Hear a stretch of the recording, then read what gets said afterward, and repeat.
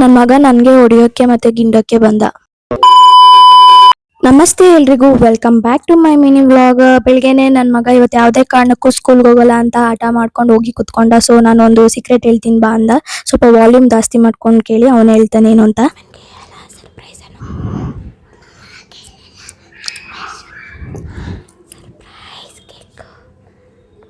So finally ನಾನು ಈಗ ಅವ್ನು ಕನ್ವಿನ್ಸ್ ಮಾಡಿದೆ, ಬೇಗ ಬಂದ್ಬಿಡು, ಈವ್ನಿಂಗ್ ತಾತ ಅಮ್ಮಮ್ಮಂದು ವೆಡ್ಡಿಂಗ್ ಆ್ಯನಿವರ್ಸರಿ ಕೇಕ್ ಕಟ್ ಮಾಡೋಣ ಅಂತ. ಸೊ ಹೋದ.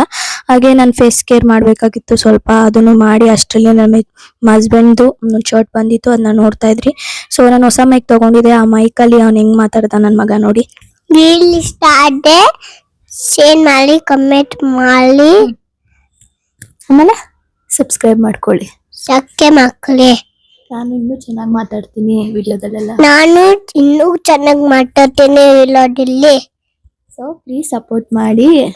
ಸೊ ಪ್ಲೀಸ್ ಸಪೋರ್ಟ್ ಮಾಡಿ. Thank you. Thank you. ನೋಡಿ ಎಷ್ಟು ಕ್ಯೂಟಾಗಿ ಮಾತಾಡ್ದ.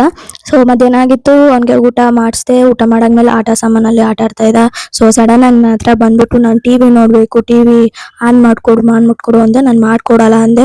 ಸೊ ನನ್ನ ಹತ್ರನೇ ನನ್ನೇ ಗಿಂಡಿ ಹೊಡೆದು ಎಲ್ಲ ಜಗಳ ಮಾಡ್ಕೊಂಡು ಹತ್ಕೊಂಡು ಮಲ್ಕೊಂಡೇ ಬಿಟ್ಟ. ನೋಡಿ ಎಷ್ಟು ಚೆನ್ನಾಗಿ ಮಲಗಿದ್ದಾನೆ. ಎಲ್ಲ ಮಂದಿರ್ಗೂ ಅನ್ಸುತ್ತೆ ಎದ್ದಿರುವಾಗ ಎಷ್ಟು ಟಾರ್ಚರ್ ಕೊಡ್ತಾರೆ, ಇಲ್ಲ ಹೊಡಿತೀವಿ ಇಲ್ಲ ಬೈತೀವಿ, ಆದರೆ ಮಲಗಿರುವಾಗ ಅಯ್ಯೋ ಪಾಪ ಅವ್ರಿಗೇನು ಗೊತ್ತು ಅಂದ್ಕೊಂಡು ಎಷ್ಟು ಫೀಲ್ ಮಾಡ್ಕೊಳ್ತೀವಿ. ಮನಸ್ಸು ತುಂಬಾನೇ ನೋವಾಗುತ್ತೆ. ಹಾಗೆ ಈವ್ನಿಂಗ್ ಆಗಿತ್ತು, ಮನೆ ದೀಪ ಹಚ್ಚಿದೆ.